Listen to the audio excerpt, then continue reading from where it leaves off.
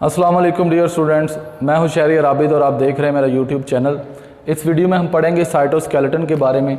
Cytoskeleton एक ऐसा structure है सेल के अंदर कि जो सेल को एक डेफिनेट शेप प्रोवाइड करता है और सेल को जो है वो कह लें कि एक सपोर्ट प्रोवाइड करता है। तो शेप एंड सपोर्ट इसका जो है वो फंक्शन है। साइटोस्केलेटन होता क्या है? जैसा ही नाम से जाहिर है, साइटो का मतलब है सेल और स्केलेटन मीन इंटरनल फ्रेमवर्क। जैसे कि ह्यूमन बॉडी के अंदर आप देख सकते हैं ढांचा होता है हड्डियों का, ठीक है। तो जस्ट लाइक दैट साइटोस्केलेटन भी एक सेल के अंदर का एक ढांचा है जो सेल को एक डेफिनेट शेप जो प्रोवाइड करता है। हमारी बॉडी में जो स्केलेटन है वो हमारी बॉडी को सपोर्ट के साथ शेप प्रोवाइड करना और इसके अलावा प्रोटेक्शन करना, तो बिल्कुल इसी तरीके से सिमिलर फंक्शन जो है वो साइटोस्केलेटन का सेल के अंदर है। तो अगर मैं यहाँ एक सेल ड्रॉ करूँ तो सेल की जो डेलिकेट मेम्ब्रेन है उसको सपोर्ट मिलती है साइटोस्केलेटन से। तो इस तरीके से ये रफ सा फ्रेमवर्क है जो सेल की मेम्ब्रेन के बिल्कुल साथ साथ लगा होता है और ये सेल को एक डेफिनेट जो है वो एक शेप प्रोवाइड करता है। तो साइटोस्केलेटन जो है ये इसका फंक्शन है। अब साइटोस्केलेटन बना किससे है? 3 कंपोनेंट हैं साइटोस्केलेटन के, ठीक है। Number 1 microtubules, number 2 microfilament and number 3 intermediate filament. जी, तो ये 3 कंपोनेंट्स हैं साइटोस्केलेटन के। हम इनको बारी बारी डिटेल में डिस्कस करेंगे। सबसे पहले है माइक्रो ट्यूब्यूल।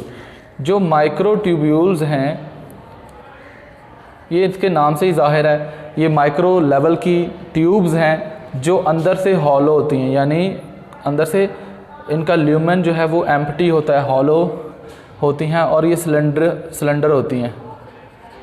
सिलेंड्रिकल या सिलेंडर होने का मतलब ये बिल्कुल थिन पतली होती हैं, ठीक है। अगर हम इनके डायमीटर की बात करें तो 25 नैनोमीटर इनका डायमीटर होता है, ये इतनी पतली होती हैं और ये मिलकर बनी होती हैं ट्यूबुलिन प्रोटीन की। ट्यूबुलिन प्रोटीन जो है ये इससे मिलकर बनती हैं और इसके अलावा हम कहेंगे कि ये अनब्रांच्ड होती हैं, यानी इनकी ब्रांचिंग नहीं होती, स्ट्रेट पाइप्स की तरह के स्ट्रक्चर हैं, जिस तरह एक पाइप लाइक स्ट्रक्चर होता है, तो अनब्रांच्ड हैं, ठीक है। तो ये हमारे पास माइक्रो ट्यूब्यूल्स हैं। अगर हम बात करें कि माइक्रो ट्यूब्यूल बनी किसकी हैं, तो ये ट्यूबुलिन प्रोटीन है। ट्यूबुलिन प्रोटीन जो है वो अपनी जो है वो 2 डिफरेंट फॉर्म्स में एग्जिस्ट करती है, ठीक है। एक को बोलते हैं अल्फा ट्यूबुलिन और जो दूसरी है वो है beta tubulin. Alpha tubulin and beta tubulin. अगर हम इसको ड्रॉ करें तो अल्फा एंड बीटा ट्यूबुलिन जो है वो आपस में मिलकर एक डाइमर बना लेती हैं, ठीक है। तो ये हमारे पास अल्फा और ये बीटा ट्यूबुलिन जो आपस में लिंक्ड हैं और एक डाइमर फॉर्मेशन करती हैं। ये डाइमर जो है ये आपस में फिर रिपीटेडली मिलते जाते हैं, पॉलीमराइजेशन इनकी होती है, तो हमारे पास एक माइक्रो ट्यूब्यूल जो है वो अरेंज होती है। इन डाइमर्स की पॉलीमराइजेशन किस तरीके से होती है तो इसको हम ज़रा देखते हैं कि अगर आप देखें कि ये हमारे पास एक माइक्रो ट्यूब्यूल है लाइक दिस, ठीक है। ये इसका क्रॉस सेक्शनल एरिया, ठीक है, वन एंड का और ये अदर एंड का क्रॉस सेक्शनल एरिया, ठीक है। तो ये इंटरनली अंदर से इनका जो ल्यूमेन है वो हॉलो है और ये इनकी एक लेंथ मैंने ड्रॉ की है। होता कुछ इस तरीके से है कि अगर हम इसका ल्यूमेन देखें तो ल्यूमेन को ऐसे मैं बड़ा करके दिखाता हूँ, ठीक है।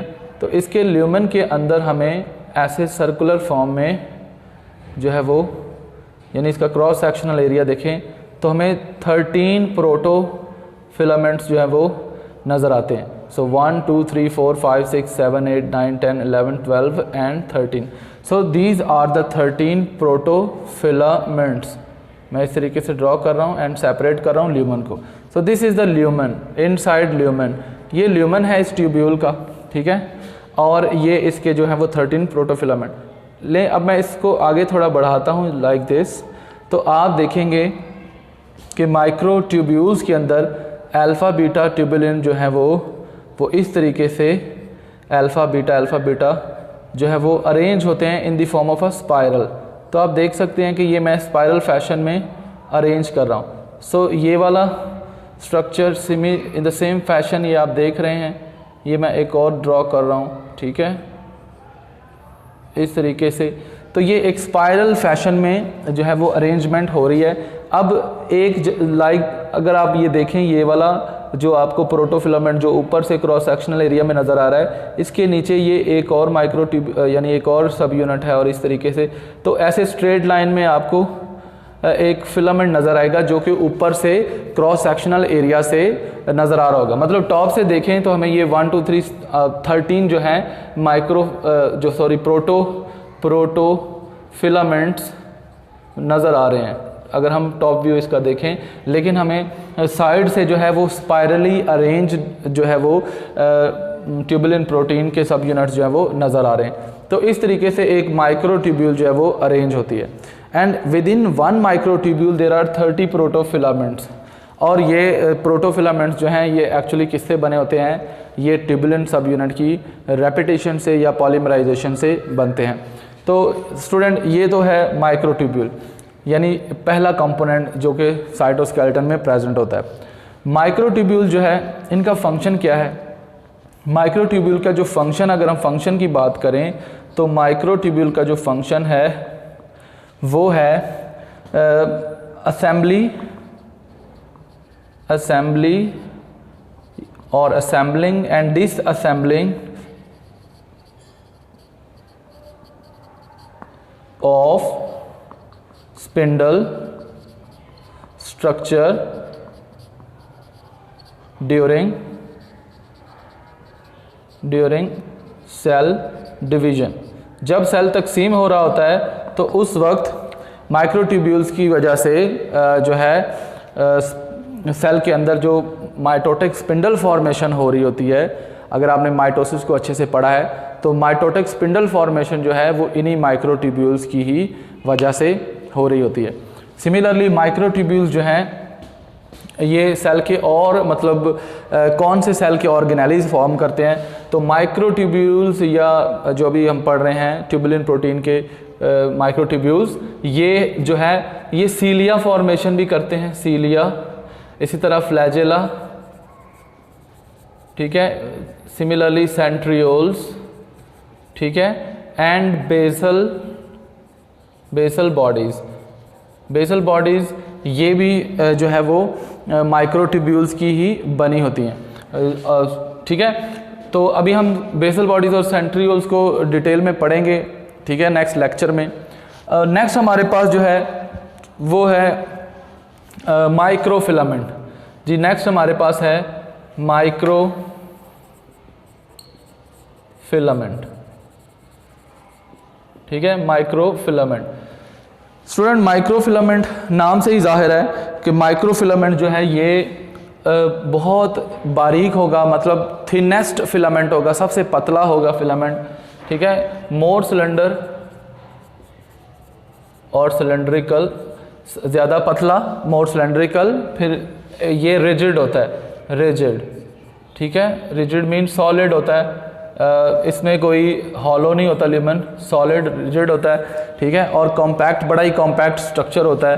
अच्छा, ये माइक्रोट्यूब्यूल्स को अगर मैं ड्रॉ करूं तो ये इसी तरीके से मैं ये एक फाइन थ्रेड बना रहा हूं, ठीक है, एक रिजिड थ्रेड है, इसमें कोई अंदर खोखला हिस्सा नहीं है, इसका बिल्कुल रिजिड थ्रेड है। एंड दिस रिजिड थ्रेड अगर इसको मैं थोड़ा ओपन करूं तो ये एक बीड लाइक स्ट्रक्चर है, बीडेड स्ट्रक्चर या बीड लाइक, ठीक है। इसमें हमारे पास क्या होता है कि ये ग्लोबुलर एक्टिन प्रोटीन, ठीक है, जिसको हम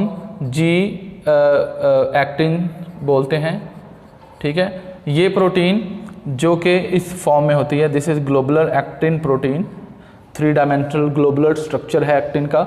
ये आपस में जो है वो जब मिलती हैं तो ये ग्लोबुलर सब यूनिट्स आपस में मिलते जाते हैं, तो ये हमारे पास एक फिलामेंटस जो है,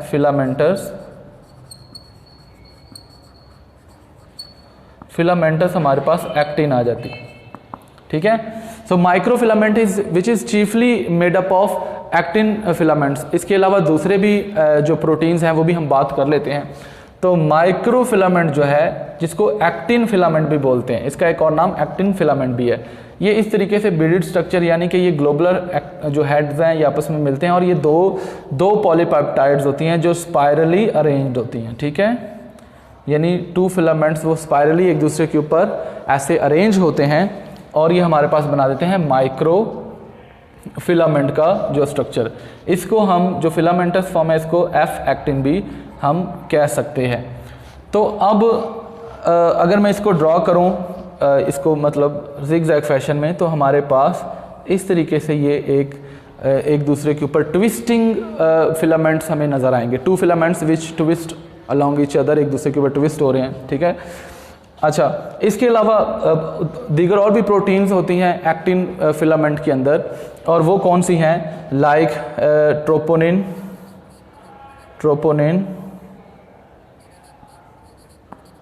एंड ट्रोपोमायोसिन। सिमिलरली हमारे पास ट्रोपोनिन है, ट्रोपोमायोसिन है और एंड अदर्स, ठीक है। तो ये प्रोटीन्स मौजूद होती हैं जो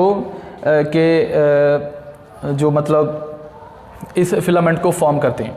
और यही प्रोटीन्स जब आप sliding filament model of muscle contraction पढ़ेंगे ना, तो उसमें आप जो थिन फिलामेंट जब आप पढ़ते हैं ना, यानी थिक एंड थिन फिलामेंट, जब आप थिन फिलामेंट पढ़ते हैं विच इज़ माइक्रो फिलामेंट और एक्टिन फिलामेंट, तो आपको उसके साथ ये दीगर दूसरी प्रोटीन्स भी देखने को मिलती हैं।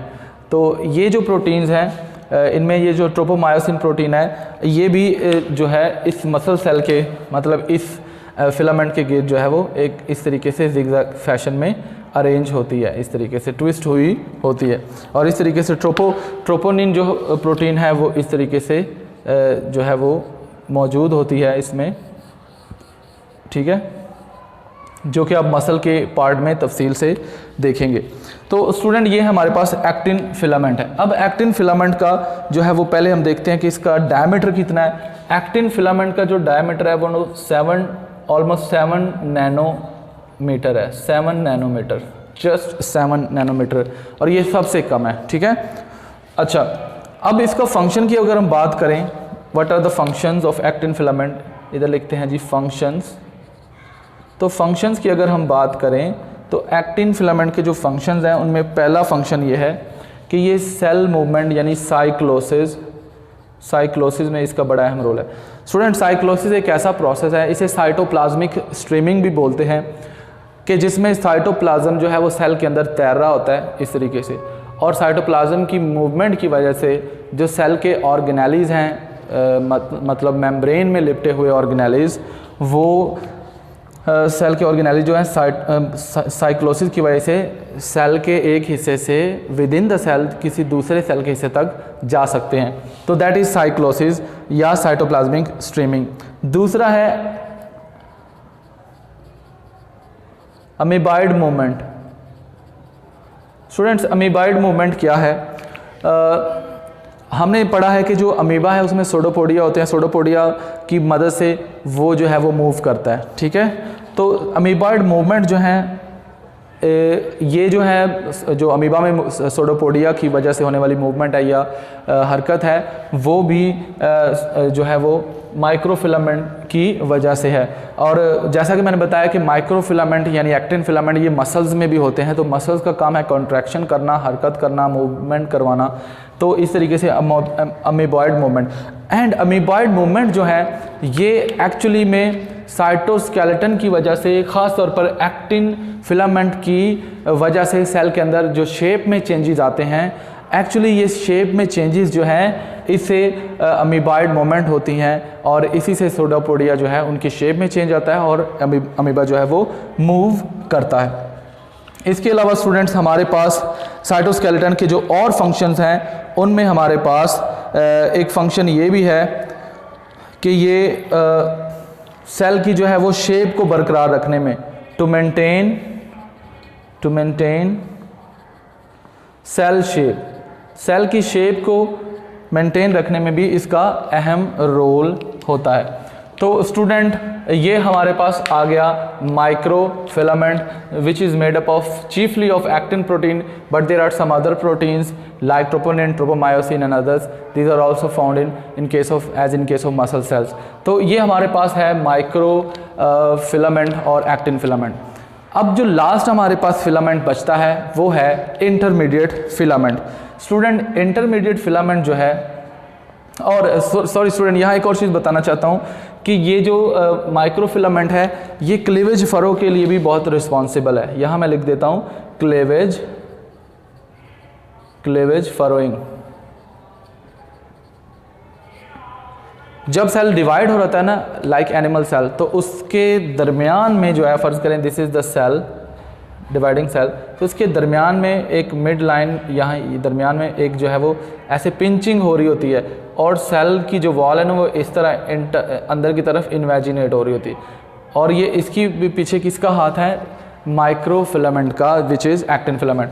तो दिस इज़ क्लीवेज फरोइंग, सेल का क्लीव करने से पहले इस तरह फरो होना, उसका पिंच होना, तो ये भी इसका भी रिस्पॉन्सिबल माइक्रो फिलामेंट है। तो स्टूडेंट ये तो हमारे पास हो गया microtubules and micro filament. At the and हमारे पास जो लास्ट में बचता है वो है इंटरमीडिएट फिलामेंट।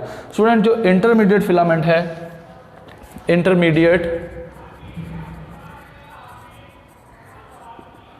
फिलामेंट, स्टूडेंट इसको इंटरमीडिएट फिलामेंट इसलिए बोलते हैं क्योंकि इसका जो साइज़ है ना, यानी इसका जो डायामीटर है वो थिक, मतलब माइक्रोट्यूब्यूल्स एंड माइक्रो फिलामेंट्स इन दोनों के इन बिटवीन होता है, और वो कितना है 12 नैनोमीटर ऑलमोस्ट, ठीक है, 10 to 12 या 12 लाइक 10 to 12 यानी इतना इसका जो वो साइज़ होता है, ठीक है, और इसलिए इसको इंटरमीडिएट फिलामेंट बोलते हैं।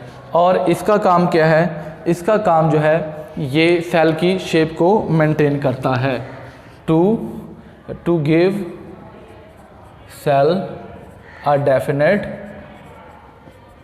Shape and to maintain cell shape.